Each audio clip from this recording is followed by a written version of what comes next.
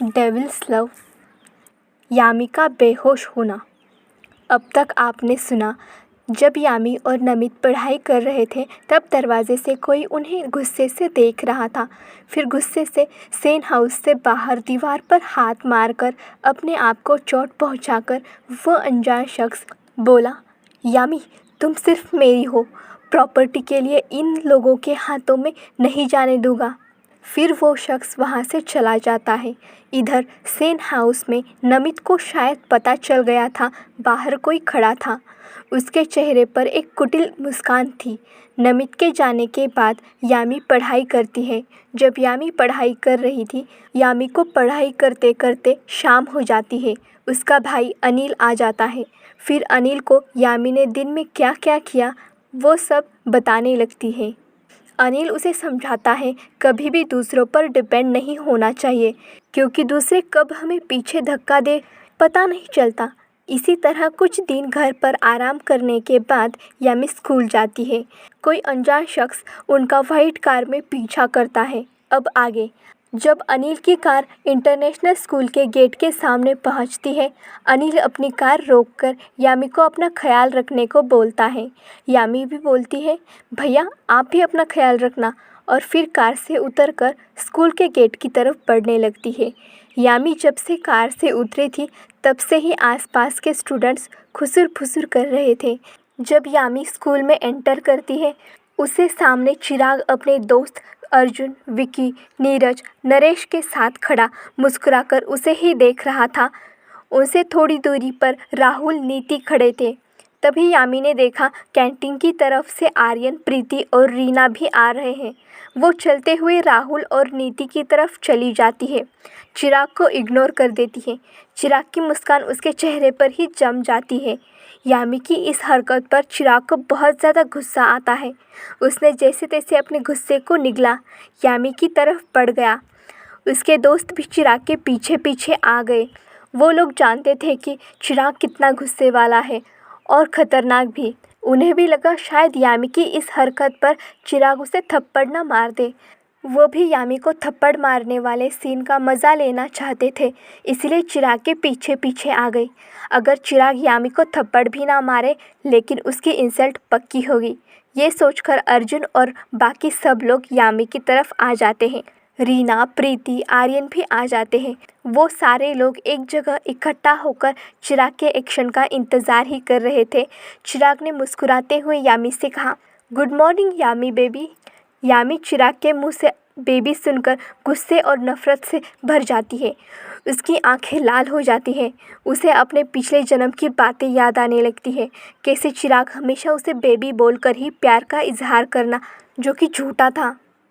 यामी के दिमाग में बेबी शब्द घूमने लगता है, जिससे उसकी आंखें नफ़रत और गुस्से से लाल हो जाती है। इस वक्त गुस्से के कारण यामी का पूरा शरीर काँप रहा था। वो चिराग की तरफ लाल आंखों से देखने लगती है। यामी की आंखें इस वक्त ठंडी और पूरी तरह लाल थी। यामी लाल आंखों से सबको घूर कर देखती है, जिन्होंने उसकी ज़िंदगी बर्बाद की थी। यामी की लाल आंखों में देखते हुए चिराग और उसके दोस्त आर्यन, प्रीति, रीना के शरीर में एक ठंडी लहर दौड़ जाती है। उन सभी को ऐसा लग रहा था चारों तरफ से स्नोफॉल होने लगा है। उन्हें समझ नहीं आ रहा था इस वक्त यामी की आंखों में ऐसा क्या है जो उन्हें इतना डरा रहा है। फिर यामी बेहद ही ठंडी आवाज़ में बोली, मिस्टर चिराग अग्रवाल, क्या मैं आपकी गर्लफ्रेंड हूँ? यामी की ठंडी और डरावनी आवाज़ चिराग के कानों में पड़ते ही उसके पूरे शरीर और दिमाग ने काम करना ही बंद कर दिया था। वो सिर्फ नामे सिर हिलाने लगा, जैसे उसकी बॉडी यामी के कंट्रोल में हो। फिर वो बोली, तुमने मुझे बेबी किससे बुलाया? क्या मैंने तुमसे कहा तुम मुझे बेबी बुलाओ? तुम्हारी हिम्मत कैसे हुई मुझे बेबी बुलाने की? अगर दोबारा कभी मुझे बेबी बुलाने की हिम्मत की, मैं तुम्हारी जान ले लूँगी। यामी की ठंडी और कठोर आवाज़ में धमकी सुनकर चिराग ने अपना सर जल्दी जल्दी हाँ में हिलाना शुरू कर दिया। चिराग के फ्रेंड और आर्यन, प्रीति, रीना के भी दिमाग में और शरीर में काम करना बंद कर दिया था। वो एकटक आंखें बड़ी बड़ी करके बस यामी की आंखों में ही देख रहे थे। अचानक यामी बेहोश होकर नीचे गिरने लगी। लेकिन तभी राहुल, नीति, जो इतनी देर से ही अजीब सा सीन देख रहे थे, उन्होंने जल्दी से यामी को पकड़ लिया। फिर जब उन्होंने यामी को देखा, वो बेहोश हो चुकी थी। इधर चिराग और उसके फ्रेंड्स अभी भी स्टैचू बने देखकर राहुल और नीति हैरान परेशान थे। उन्हें समझ में नहीं आ रहा था इन 3 मिनटों में ऐसा क्या हुआ। यामी बेहोश हो गई और चिराग और उसके फ्रेंड्स, बाकी आर्यन, रीना, प्रीति इतनी देर से डर से काँप रहे थे। अभी भी स्टैचू बने खड़े हैं। अचानक किसी ने ज़ोर से बोला, देखो देखो, वो घमंडी लड़की बेहोश हो गई। उसकी आवाज़ चिराग और उसके दोस्तों के कानों में भी पड़ती है। वो अपने होश में आ गए। वो लोग नफ़रत, गुस्से, हैरानी, डर के मिले जुले भाव से यामी को देखने लगे, जो कि अभी बेहोश पड़ी थी। फिर क्या? चिराग के दोस्त और आर्यन, रीना और प्रीति जल्दी से वहाँ से चले गए। लेकिन चिराग अभी भी वही खड़ा था और गुस्से से यामी को घूर रहा था। फिर मन में बोला, इसकी इतनी हिम्मत कैसे हुई? इसने महान चिराग अग्रवाल को डराया। लगता है इसमें ज़्यादा ही गुरूर और घमंड आ गया है। मैंने भी इसका गुरूर और घमंड को स्वाभिमान अपने जूतों के नीचे नहीं कुचला, फिर मेरा नाम भी चिराग अग्रवाल नहीं। ये सोचकर वो वहाँ से वॉशरूम की तरफ चला जाता है। इतनी भीड़ और शोर शराबे को देखकर अभी स्कूल में एंटर हुआ नमित शोर शराबे को सुनकर भीड़ की तरफ देखने लगता है। तभी उसे थोड़ी दूर खड़ी लड़कियों की बातें सुनाई देती है। पहले लड़की बोली, ये घमंडी दिखावटी लड़की पहले तो इतने दिन तक स्कूल नहीं आई, पता नहीं क्या कर रही थी। आज जब स्कूल आई यहाँ पर आकर तमाशा कर रही है। हमें क्या दिखाना चाहती है? यामी सेन का समझ में नहीं आ रहा है। इस पर दूसरी लड़की बोली, ये घमंडी दिखावटी लड़की ने पहले हमारे कॉलेज के हैंडसम हंक चिराग अग्रवाल को सेड्यूस किया, अपने प्यार में गिराया और अब ऐसे दिखा रही है जैसे मिस्टर चिराग ही उसके पीछे पड़े हो। खुद को पता नहीं कहाँ की परी समझती है। तभी दूसरी लड़की की बात सुनकर पहले लड़की बोली, फिर क्या चाहती है ये? वरना तुम मिस्टर अग्रवाल को क्या लड़कियों की कमी है जो उस घमंडी और दिखावटी यामी सेन को बेबी कहेंगे? एक बेबी शब्द से इतने गुस्से में होने का नाटक कौन करता है? फिर जब उसे लगा उसने चिराग सर की इंसल्ट करके गलती की है, अब चिराग उसे नहीं छोड़ने वाला है, उसने बेहोशी का नाटक किया चिराग सर के गुस्से से बचने के लिए। तभी इतनी देर से नमित उन दोनों लड़कियों की बातें सुन रहा था। जब उसने यामी के बेहोश होने की बात सुनी, वो भीड़ को चीरते हुए दौड़कर यामी के पास पहुंचता है। राहुल और नीति के तरफ देखकर पैनिक होकर बोला, क्या हुआ यामी को? ऐसे बेहोश क्यों हो गई? ये तो बिल्कुल ठीक हो गई थी ना, फिर ऐसा क्या हो गया जो कि बेहोश हो गई? किसने इसे चोट पहुंचाया? मुझे बताओ, मैं उसे नहीं छोड़ूंगा। नमित को इतने गुस्से और ठंडे आवाज़ में कहा। स्टूडेंट उसकी आवाज़ सुनकर अपने आप में धीमे धीमे बात करते हुए कहा, थोड़ी देर पहले ये घमंडी और दिखावटी लड़की गुस्से में होने का नाटक कर रही थी और अब ये चंपू शुरू हो गया। तभी एक लड़का उस लड़के के कंधे पर हाथ रखते हुए बोला, यार हमें क्या करना है? हमें तो बस इस सीन के मज़े लेना है। इन्हें जो करना है वो करने दो। इधर राहुल और नीति जानते थे नमित यामी से कितना प्यार करता है। उन्होंने बताया, इसे पता नहीं अचानक क्या हो गया, ये बेहोश हो गई, किसी ने भी चोट पहुंचाई नहीं है। ये सुनकर नमित ने राहत की सांस ली। उसके बेहोश होने के कारण चिंतित था। उसे गोद में उठाकर मेडिकल रूम की तरफ चल पड़ा। वहाँ मौजूद सारे स्टूडेंट के मुंह खुले के खुले रह जाते हैं जब उन्होंने नमित की गोद में यामी को देखा। अचानक स्टूडेंट्स अपने होश में आए और हुटिंग करने लगे। ये देखकर एक नज़र नमित ने उन सबको घूर कर देखा और मेडिकल रूम की तरफ चला गया। हॉस्पिटल रूम में यामी को लेटाकर नमित जल्दी से डॉक्टर के पास जाकर सारी सिचुएशन समझा दी। ये सुनकर डॉक्टर जल्दी से यामी के पास आए, यामी का चेकअप करने लगे। यामी को पूरी तरह चेक करने के बाद बोले, इसमें शायद अपने दिमाग पर ज़्यादा स्ट्रेस ले लिया है। अपने दिमाग पर ज़्यादा जोर डालने से इसकी ये हालत हुई है। अगर ये अपने दिमाग को ज़्यादा देर उसी स्ट्रेस में रखती, ये पैरालाइज भी हो सकती थी। शुक्र है ये वक्त पर बेहोश हो गई, इसलिए ये सही सलामत है। डॉक्टर की बात सुनकर नमित, राहुल और नीति घबरा गए, लेकिन फिर डॉक्टर बोला, चिंता की कोई बात नहीं है, ये बिल्कुल ठीक है, लेकिन ध्यान रखना इन्हें ज़्यादा स्ट्रेस और गुस्सा ना आए। इधर यामी को बेहोश हो जाने के बाद कुछ धुंधला दिखाई देने लगता है, फिर चारों तरफ अंधेरा ही हो जाता है। अचानक उसे एक चमकती हुई लाइट दिखती है, उसमें से आवाज़ आती है, यामी, मैं तुम्हारी आंतरिक शक्ति हूँ। तुमने 2 ज़िंदगी जी है, दोनों ज़िंदगियों में से ही तुमने बहुत ज़्यादा ध्यान और योगा किया है। तुमने जीवन की सारी कठिनाइयों को पार किया है, इसलिए तुम मुझे तुम्हारी आंतरिक शक्ति जागृत कर पाई हो। तुम मेरे द्वारा किसी को भी कंट्रोल कर सकती हो। तुम उस इंसान को जो कहोगी वो इंसान वही करेगा। जब तक इंसानियत की भलाई के लिए आंतरिक शक्ति का यूज़ करती रहोगी, तब तक के लिए मैं जागृत रहूँगी। अगर तुमने मेरा गलत यूज़ किया, मैं उसी टाइम ख़त्म हो जाऊँगी। और मेरी एक बात ध्यान रखना, अपनी आंतरिक शक्ति यानी मेरे बारे में किसी को भी मत बताना। जिन लोगों की आंतरिक शक्ति जागृत हो जाती है, उनके बहुत सारे दुश्मन होते हैं। आज की तरह बेहोश भी नहीं होना चाहिए या पैरालाइज नहीं होना चाहिए। ध्यान और योगा रोज़ करके तुम मुझे पूरी तरह कंट्रोल में कर सकती हो। जब तक तुम मुझे पूरी तरह कंट्रोल नहीं कर लेती, मैं दूसरों के साथ साथ तुम्हें भी नुकसान पहुंचा दूंगी। अचानक वो गायब हो जाती है, फिर चारों तरफ अंधेरा छा जाता है। फिर उसे अचानक एक हल्की हल्की रोशनी दिखने लगती है। यामी उसी तरफ जा रही थी, उसकी आंखें खुल जाती है।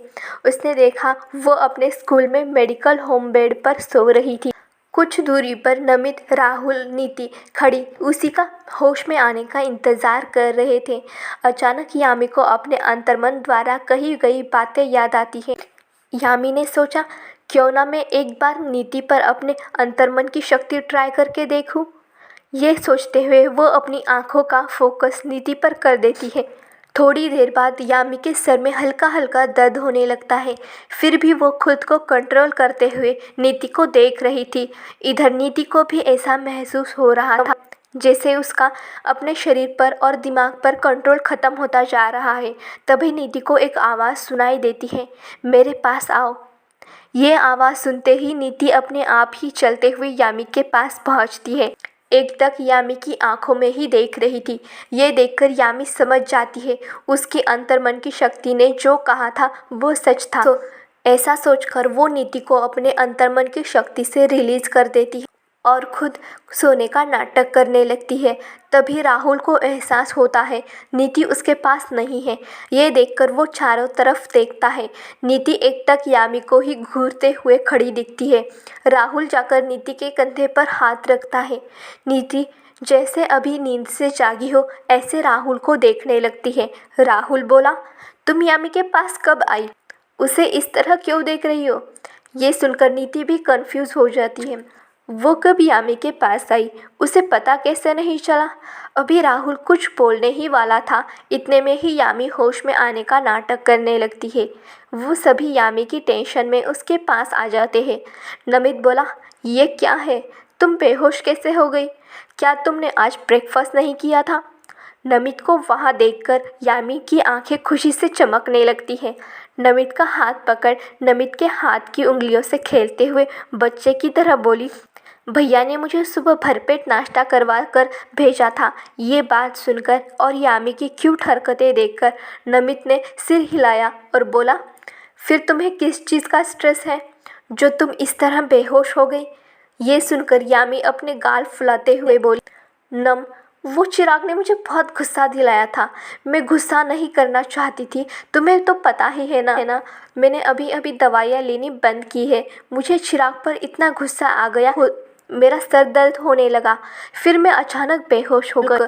ये बोलकर वो मायूस सी शक्ल बनाकर नमित को देखने लगती है, जैसे उसे बहला रही हो, कहीं नमित को उसे बेहोश होने का असली कारण न पता चल जाए।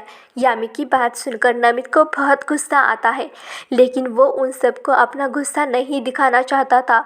इसलिए यामी के सर पर हाथ रखते हुए बोला, कोई बात नहीं, चलो आज क्लास अटेंड नहीं करते, मैं तुम्हें घर लेकर चलता हूँ। डॉक्टर ने कहा अगर तुम इसी तरह स्थिति में रही तुम पैरालाइज भी हो सकती हो।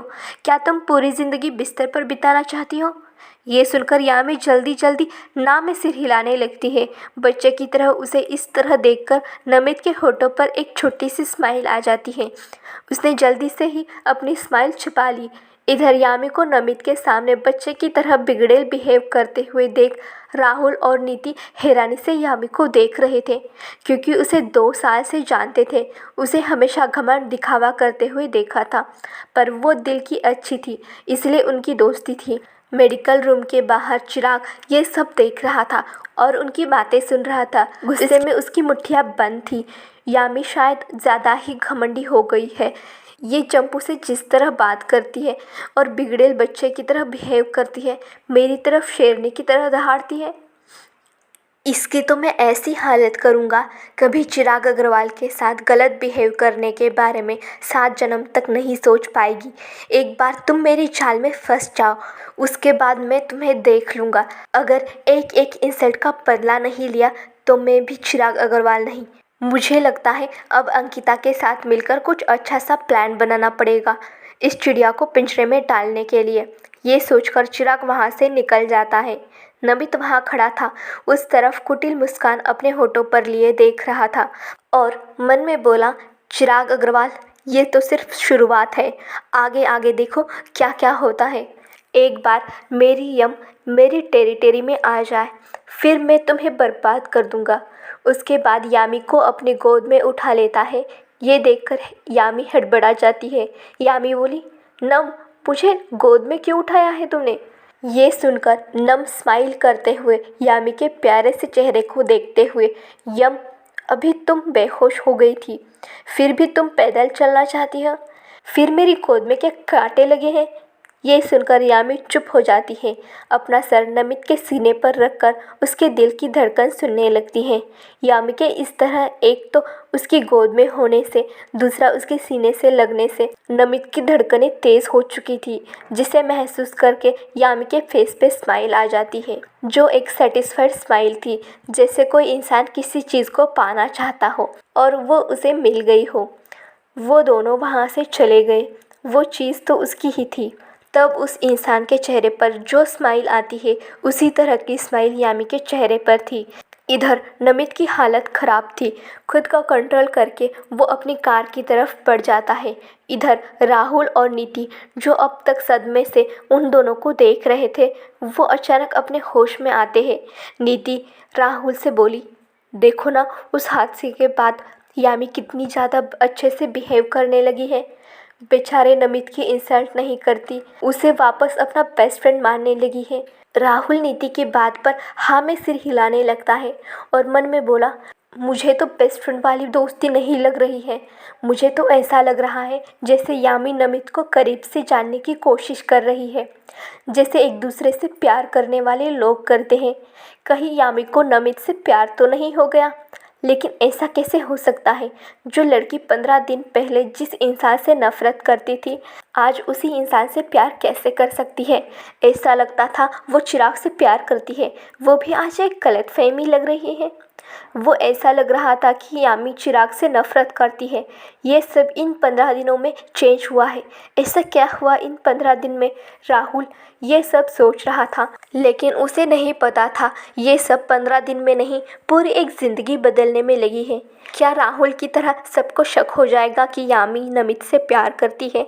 क्या सच में यामी नमित से प्यार करने लगी है? जानने के लिए अगला एपिसोड सुनिए। लाइक टारगेट 50 है, अगर 50 लाइक्स हो गए तो मैं अगला एपिसोड अपलोड करूँगी।